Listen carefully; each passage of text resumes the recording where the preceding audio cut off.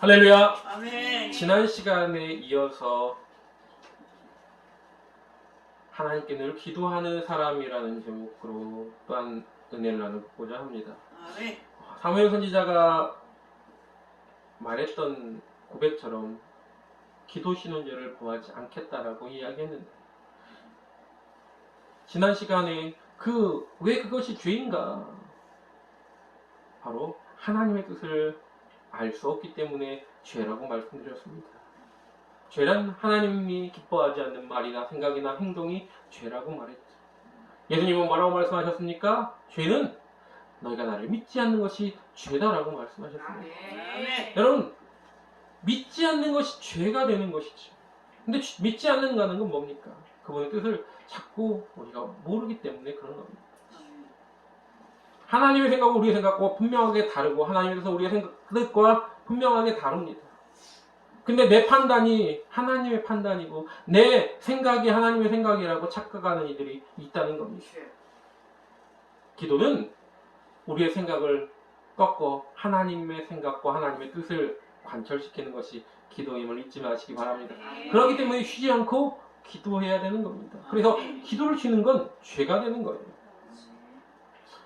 또한 사무엘 선지자는 왜 그러면 또한 쉬지 않고 기도 쉬는 죄를 범하지 않겠다라고 이야기했느냐? 그는 왜 기도 쉬는 죄를 범하지 않았던 사람이 될 수 있었을까? 두 번째로, 그는 바로 자신을 배반하고 그를 멀리했던 이스라엘을 위해서 그는 기도 쉬는 것을 멈추지 않았다라고 오늘 본문에 말하고 있습니다.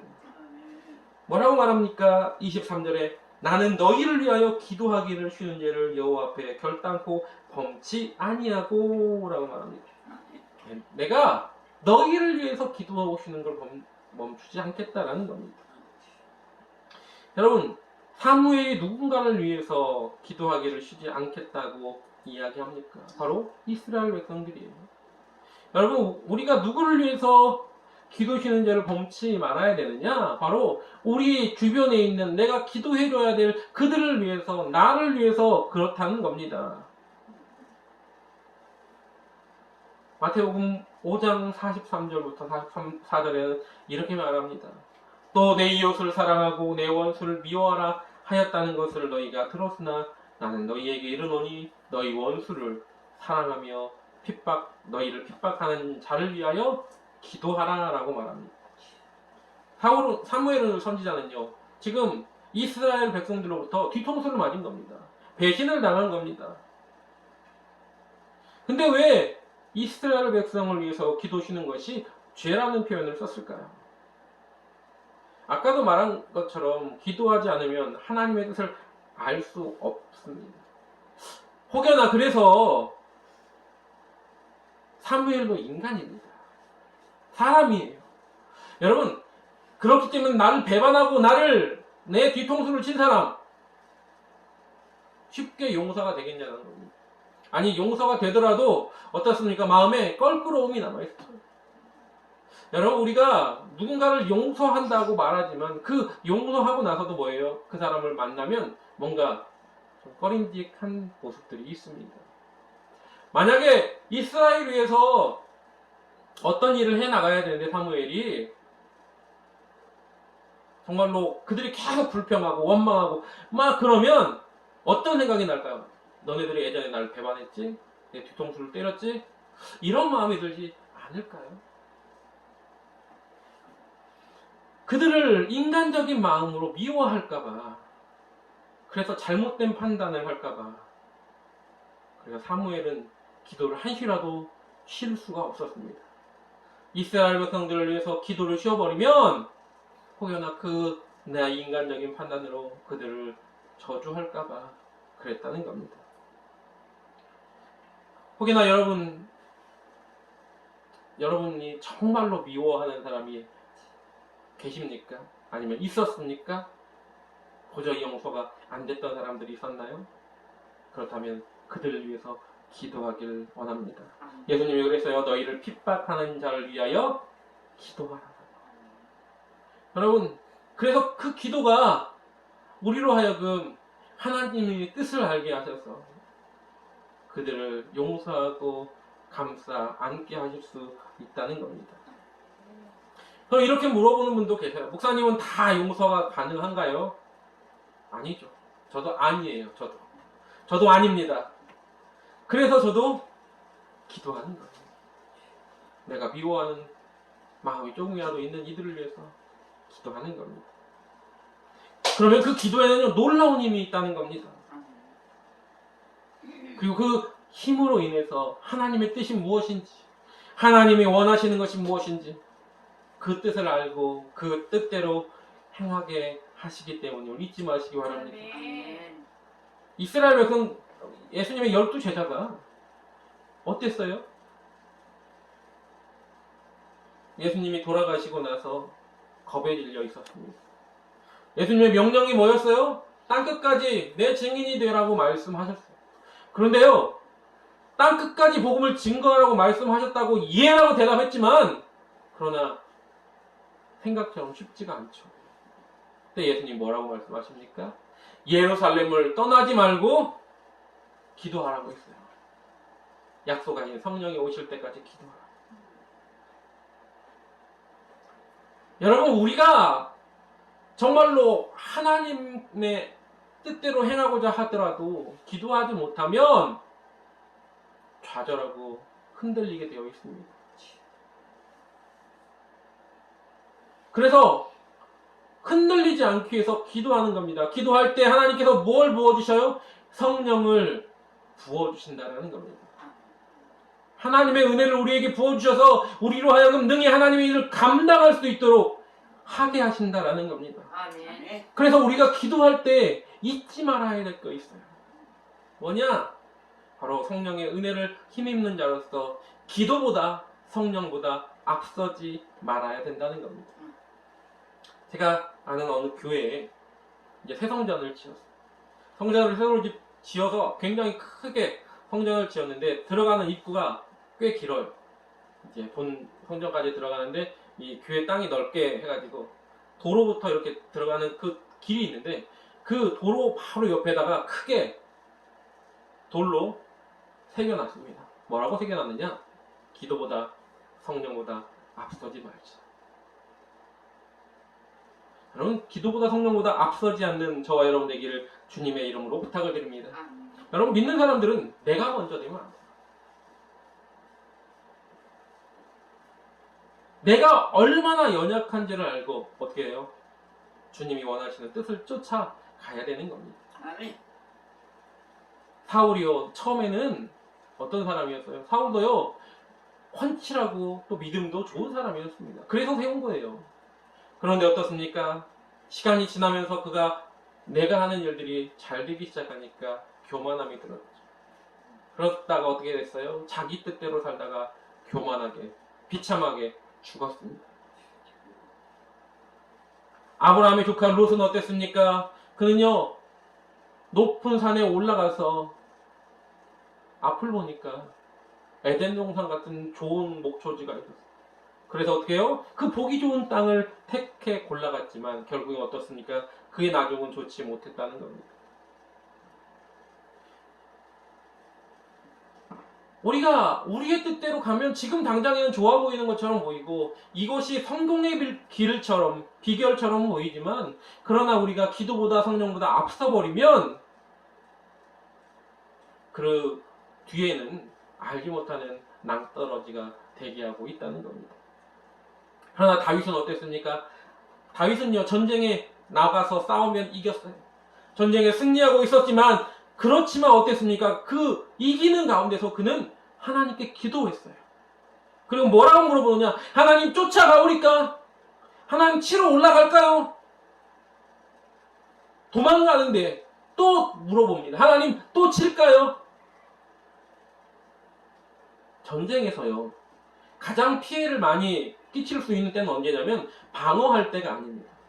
서로 같이 싸울 때 피해가 제일 나는 게 아니라 어느 한편이 뒷공무니를 뒤로 돌아가지고 도망갈 때 그때 가장 큰 피해가 나는 거예요. 멧돼지를 만나면 어떻게 하라고요? 뒤돌아서 도망가라고요? 짐승을 만나면 뒤돌아서 도망가면 그러면 큰일 납니다. 눈을 똑바로 쳐다보고요. 뒤로 살금살금 이렇게 뒷걸음질해서 거리를 어느 정도 벌린 다음에 가야 되는 거예요. 안 그러면 나보다 약한 거라고 생각을 하고 뒤쫓아온대요. 그리고 공격하는 거예요. 개한테 물려 죽은 사람들이 대부분이 그런 모습이에요. 뒤돌아가서 도망가다가 물려가지고.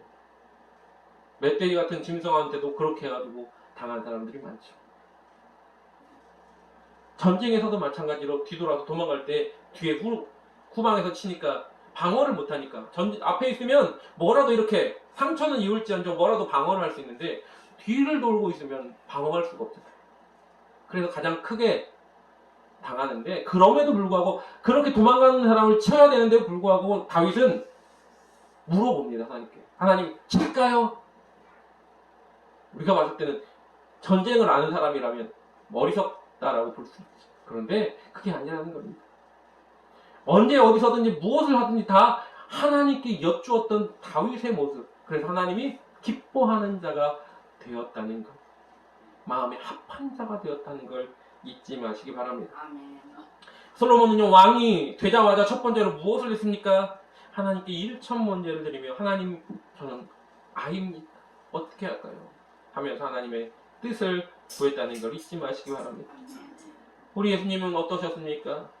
하나님이신 그분도 새벽 미명에 기도하시면서 그날을 준비하셨습니다. 십자가의 그 고난의 길을 걸어가기 전에 먼저 겟세마네 기도를 하시러 올라가셨고 나의 원대로 마옵시고 아버지의 원대로 할 만하시면 이 자들에게서 옮겨주세요라고 그 고통 어린 호소를 했습니다. 그렇지만 나의 원대로 마옵시고 아버지의 원대로 되기를 원합니다라고 그렇게 하나님의 뜻을 알고 가지 않습니까?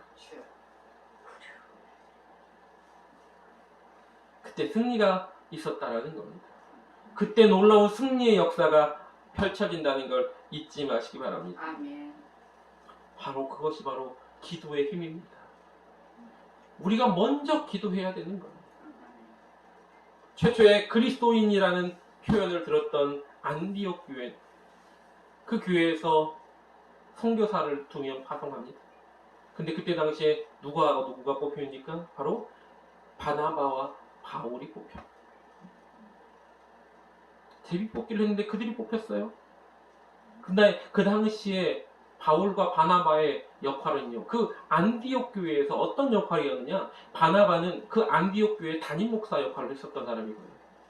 그리고 바울은 그 안디옥 교회에서 성경을 가르치는 수석 목사 역할을 했던 사람이에요. 그런데 이 두 사람이 빠져버리면 안디옥 교회가 얼마나 큰 타격이 있겠습니까? 그럼에도 불구하고 그들은 하나님의 명령을 따라 파송되고 나아갔습니다. 그럴 때 하나님이 그 안디옥 교회를 책임지셨다는 걸 잊지 마시기 바랍니다. 아멘. 성령보다 기도보다 앞서지 않는 것, 그것이 우리가 기도할 때 가장 먼저 알아야 될 사항임을 잊지 마시기 바랍니다. 아멘. 또한 우리가 기도할 때 무엇을 또한 알아야 되느냐? 기도하고 구한 것은 받은 줄로 믿으라는 확신이 있어야 된다는 겁니다. 아멘. 여러분 기도해놓고 불안불안해가지고 될까? 그렇게 기도하고는 불안에 떠는 사람이 얼마나 많습니까? 뭐요? 내 기도에 확신이 없기 때문이죠. 근데 마가복음 11장 24절에 뭐라고 말합니까? 그러므로 내가 너희에게 말하노니 무엇이든지 기도하고 구한 것은 받은 줄로 믿으라. 그러냐면 너희에게 그대로 되리라. 뒤에 부분이 중요한 거예요. 받은 줄로 믿어. 그러면 그대로 될 거야. 그대로 될 거야. 그대로 된다는 겁니다. 근데 안 믿으면 어떻게 돼요? 안 믿은 대로 될 거야. 여러분, 구한 것을 믿는 저와 여러분 되기를 원합니다. 왜? 그런 확신이 우리에게 필요한 이유, 그것은 내가 누구인지를 알기 때문에 확신이 서는 겁니다. 나는 누구일까? 어떤 사람일까? 믿음의 사람은 어떤 사람일까? 요한복음 1장 12절에 정확하게 나와 있습니다. 영접하는 자, 곧 그 이름을 믿는 자들에게는 하나님의 자녀가 되는 권세를 주셨습니다. 우리가 누구라고요? 하나님의 자녀라는 겁니다. 양자의 영을 받은 사람이라는 겁니다. 여러분, 우리는요, 평범한 사람이에요. 그쵸? 평범한 인간이에요. 죄인에 불과한 평범한 사람. 각종 시험에 넘어지는 평범한 사람. 그러나 여러분, 우리가 예수님을 믿음으로 말미암아 이 평범했던 우리가, 죄의 자녀였던 우리가 놀라운 신분의 상승을 하게 된다는 겁니다. 신분의 변화가 일어나는 겁니다. 우리를 하나님이 양자 삼으셨다라고 말하는 거예요. 로마서 8장 14절부터 15절에 이렇게 말하고 있습니다. 그래서 무릇 하나님의 영으로 인도함을 받은 그들은 곧 하나님의 아들이라. 너희는 다시 무서워하는 종의 영을 받지 아니하였고 양자의 영을 받았으므로 아바 아버지라 부르짖느니라. 그래서 우리가 하나님께 아버지라고 당당하게 부를 수 있는 겁니다. 여러분, 태생적으로는 아들이 아니에요. 그런데 양자로 인정을 받은 겁니다. 그리고 또 그 양자는요, 여러분, 그냥 말로만 양자가 아니라는 거죠. 양자는요, 법적인 상속권의 효력이 있는 사람. 양자로, 호적에 양자로 이렇게 입적을 하잖아요? 그러면 내 재산을 그에게 나눠줄 수 있습니다. 양자도요, 법적인 상속을 받을 권리가 그에게 있는 겁니다. 부모로부터. 그래서 조선시대 같은 경우에는요, 양반 가문에 뛰어난 자식이, 대를 이을 자식이 없거나 아니면 다른 집에 정말 뛰어난 애가 있어. 우리 친척 중에. 그러면요, 그 친척 중에 가장 뛰어난 아이를 내 집에 양자로 데리고 와가지고 양자로서 가문을 잇게 하는 그런 경우들이 많았습니다. 그리고는 뭐예요? 그 양자에게 재산을 물려줘요. 근데 어떤 식으로 되냐면, 이 집에, 저쪽 집에 아들이 하나밖에 없어요. 근데 그 아들이 하나가 정말 뛰어나. 근데 우리 집도 없어. 그러면 그 뛰어난 아들이 이제 그 종갓집 같은 곳으로 옵니다. 양자로. 그리고 이 종갓집 아들이 이제 아버지가 죽으면 양자로 삼은 그 아들한테 모든 재산이 넘어가겠죠. 근데 저쪽 원래 아버지한테 또 재산이 있을 거 아니에요? 근데 그분이 돌아가시면 그 재산도 이 양자에게 돌아오고, 그래서 그 양자가 더 큰 세력을 얻게 되는 그런 일들이 조선시대에 꽤 많았습니다. 제가 왜 이런 얘기를 하느냐, 양자 삼았다고 그냥 무슨 영화나 뭐 이런 데 보면 양자는 아무것도 아닌 것처럼 나오는데 그게 아니라는 겁니다. 로마의 초대 황제가 누군지 아십니까? 로마의 초대 황제는요, 가이사라고 나오죠. 근데 그 가이사 옥타비아누스라고 합니다. 이 사람을. 그 가이사라는 건 가문 이름이에요. 그 가이사가 누구냐? 바로 줄리어스 카이사르. 케사라라고 보통 얘기하는 줄리어스 율리우스 카이사르라는 사람이에요. 이 사람이 공화정을 폐하고 그리고 황제가 될 수 있는 기반을 마련했어요. 그러다가 자기 부하에게 죽습니다. 그런데 그 부하가 죽으니까 이제 막 혼란하는 시기에 아들 삼았던 이들이 서로 이제 전쟁을 일으키고 해가지고 한 사람이 남았어요. 그게 바로 옥타비아누스라는 사람인데, 이 옥타비아누스도 원래는 카이사르의 아들이 아니라 양자였어요.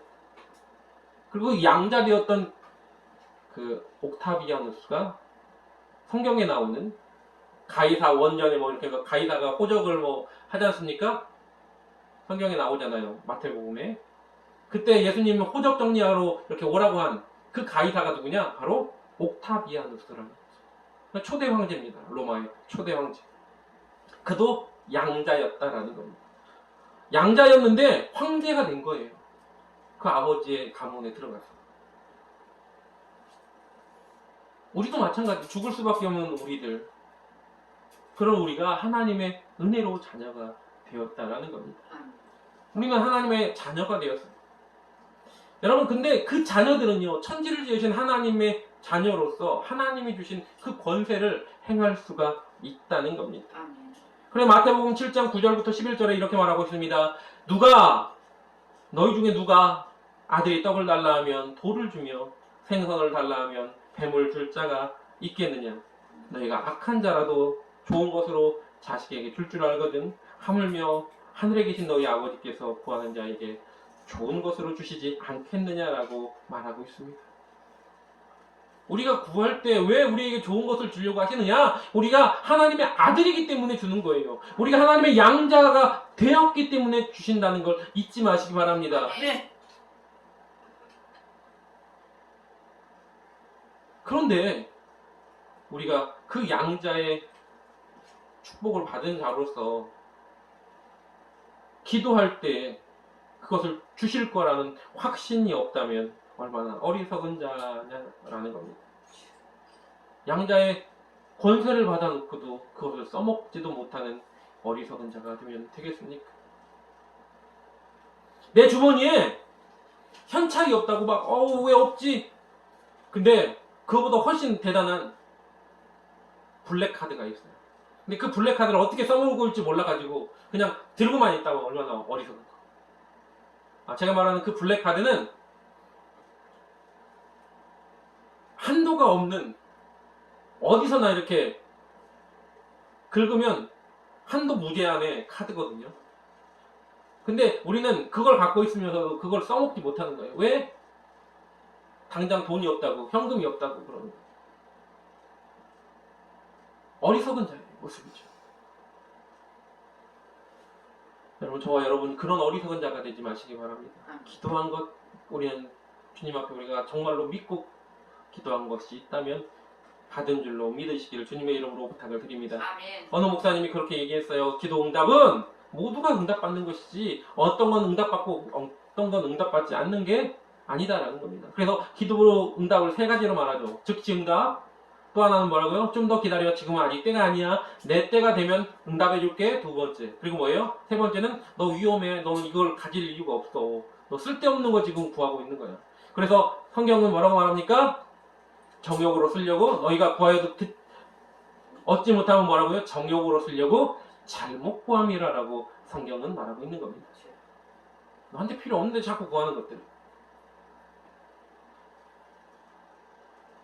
우리 주님도 말씀하셨어요. 뭐라고 말씀하셨냐면 먹을 것을 위해서 무엇을 먹을까, 무엇을 마실까, 무엇을 입을까 구하지 말라고 하셨습니다. 뭐라고요? 왜? 그건 다 이방인들이 구하는 것이다. 너희 아버지께서 너희가 뭐가 필요한지를 아신다라고 성경은 말합니다. 그러면서 너희는 먼저 그의 나라와 그의 의를 구하라. 그리하면 너희 이 모든 것을 너희에게 더하시리라라고 아멘. 말씀하셨습니다. 아멘. 여러분, 우리는 아들이면서 아들의 권리를, 권세를 이용하지 못하는 어리석은 자가 되지 마시기 바랍니다. 아멘. 많은 사람들이 이스라엘 백성 같은 마음을 가지고 있을 수도 있어요. 지금 당장에 눈앞에 보이는 것처럼. 그래서 사무엘을 압박하고 사무엘에게 왕을 달라고. 근데 왕이 생긴 다음에 그들이 좋았냐라는 겁니다. 나라가 얼마 못 가서 망하죠. 사람은요, 욕심이 없는 것처럼 보이지만 여러분, 그 권세에 사로잡히면 욕심에 자기 스스로 넘어가 버려서 죄가 되고 사망에 이르게 되는 겁니다.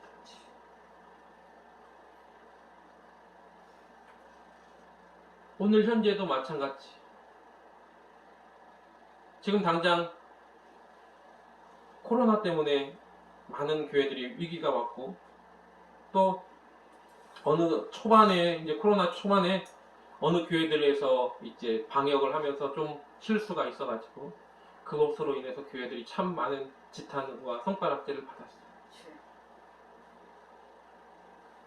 근데 그것을 보고 우리는 아니라고, 그래서 왜 우리 교회한테만 뭐라고 하냐고 손가락, 우리도 흥분해서 같이 죄 짓는 자가 아니라 우리는 어떻게 해야 되냐? 그들을 위해서 기도해야 됩니다. 하나님, 저들이 잘 몰라서 그렇습니다. 저들이 그렇게 화를 낼 때 하나님 저들의 마음을, 그들의 심령을 위로하시고, 그리고 하나님 우리가 또 그들을 위해서 죄짓지 않게 해주세요라고 기도하는 자 되시길 원합니다. 그리고 우리가 잊지 말아야 될 것처럼 내가 먼저 나서지 않도록, 내가 기도하는 것보다 성령님보다 앞서지 않도록 항상 나를 붙들어 주시고, 그리고 또한 하나님이 원하시는 그의 나라와 그의 의를 위해 내가 기도한 것은 받은 줄로 믿는 굳건한 믿음으로 날마다 나아가시기를, 그래서 승리하는 저와 여러분 되시길 주님의 이름으로 부탁을 드립니다. 아멘. 결국 하나님은요, 하나님의 방법과 하나님의 때, 하나님의 원하시는 모습으로 분명하게 해결을 하실 것이라는 겁니다. 우리는 그때까지 주님의 귀한 뜻을 쫓아 나아가면 되는 겁니다. 놀라운 일은 지나고 보면 그것이 다 하나님의 은혜이고 하나님이 합력하여 선을 이루시는 귀한 역사를 우리가 보게 될 것이라는 겁니다. 아멘. 벌써 10월이 지나서 10월달이 됐습니다. 9개월이 지나버렸고 10월 2일이 됐어요. 요즘 하늘을 보면요, 여러분 굉장히 맑잖아요. 청명하다라고 보통 이야기해요, 가을 하늘을. 그런데 하늘이요, 때때로 구름이 막 잔뜩 끼어 있고, 그 다음에 때때로 비도 막 내리고 막 그럴 때가 있잖아요. 그럼 하늘이 정말로 검정해서, 또 하늘이 점점 뭐 가려져가지고, 그러면 하늘 색깔이 회색이 되고 검게 되고 그렇습니까? 아니요. 하늘은 원래 그냥 파래요. 그런데 잠깐 거기에 먹구름이 끼어서 회색처럼 보이는 거고, 밤이 되어서 검게 보일 뿐이에요. 하늘은 그냥 파래요. 제가 왜 이런 얘기를 하느냐, 지금 하나님이 원하시는 뜻은 이미 정해져 있다는 거예요. 근데 그 정해진 하나님의 뜻을 우리가 순종하고 나오면 되는데, 자꾸 잠깐 좀 뿌옇게 보인다, 또 먹구름이 좀 끼었다고, 밤이 되어서 캄캄하다고, 불평하고 원망하고, 왜 이러냐고, 나한테 왜 이러시냐고, 그럴 이유가 없다는 겁니다. 결국에는 파란 하늘을 볼 수 있잖아요. 우리에게 견딜 수 있는 시간을 분명히 허락하신다는 거죠.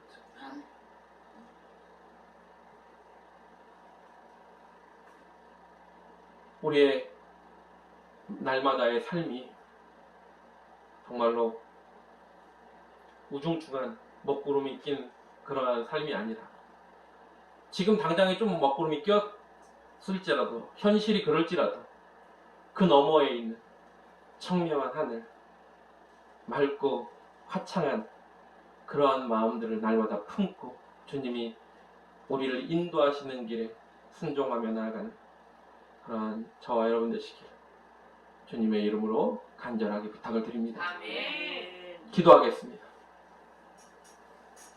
사랑과 은혜가 충만하신 하나님, 감사와 찬양과 영광을 돌립니다. 아멘. 사무엘 선지자가 기도 쉬는 죄를 결코 범하지 않겠다고 했습니다. 그 이유는 내가 내 뜻대로 나아가면 결국 죄를 짓기 때문입니다. 하나님의 뜻을 모르고 나아가는 모든 삶, 그것은 죄가 될 수 있기 때문임을 잊지 말게 하시고, 또한 왜 사무엘 선지자는 그들을 위해 기도했느냐, 그들을 위해서 기도하지 않으면 인간적인 마음에 그들을 혹여 미워할까봐 자꾸 하나님 앞에 기도하며 나아가는 것을 볼 수 있습니다. 우리의 삶 속에서 많은 일들이 펼쳐집니다. 하나님, 그 일들 중에 혹여나 내가 기도 쉬는 죄를 범하며 하나님의 뜻을 알지 못하고 내 뜻대로 나가고 있지는 않습니까? 혹여나 내가 인간적인 마음으로 나에게 피해를 준 이들을 원망하고 불평하고 그들을 저주하고 있었지는 않았습니까? 주님, 우리의 마음을 이 시간도 붙잡아 주시고 오로지 하나님 기뻐하는 그 자리에 바로 설 수 있도록 동행하여 주시옵소서. 아멘. 우리로 깨닫게 하여 주시옵고 주님 기뻐하는 그 길로 온전하게 걸어가게 하여 주시옵소서. 아멘. 하나님의 생각은 우리 생각과 다르고 하나님의 뜻은 우리 뜻과 다를 수 있습니다. 그러나 내 뜻이 아닌 아버지의 원대로 그 길을 걸어가게 하시고 하나님의 깊고 넓은 그 크신 사랑을 날마다 잊지 말고 결국에는 하나님의 뜻은 저 화창한 청명한 하늘처럼 언제나 푸르르다는 것 잊지 말게 하여 주시옵소서. 아멘. 순간순간에 먹구름이 끼고 비가 내리고 창수가 나고 여러 가지 안 좋은 일이 생길 때 봐봐 이렇게 어려움이 닥쳐오잖아 이렇게 원망하는 자가 아니라 그것은 잠시 잠깐 지나가는 바람과 같은 안개와 같은 그런 상황일 뿐임을 잊지 말게 하시고 아멘. 그 뒤에 있는 청명한 하늘 하나님이 바라보시는 하나님이 원하시는 귀한 뜻을 붙들고 나가게 하여 주시옵소서. 아멘. 언제나 주님께만 영광 돌리길 원하오며 사랑이 많으신 예수님의 이름으로 감사하며 기도드리옵나이다. 아멘. 주기도문으로 예배를 마치겠습니다. 하늘에 계신 우리 아버지여 이름이 거룩히 여김을 받으시오며 나라의 마옵시며 뜻이 하늘에서 이룬 것 같이 땅에서도 이루어지이다. 오늘날 우리에게 일용할 양식을 주옵시고 우리가 우리에게 죄 지은 자를 사하여 준 것 같이 우리 죄를 사하여 주옵시고 우리를 시험에 들게 하지 마옵시고 다만 악에서 구하옵소서. 대개 나라와 권세와 영광이 아버지께 영원히 있사옵나이다. 아멘.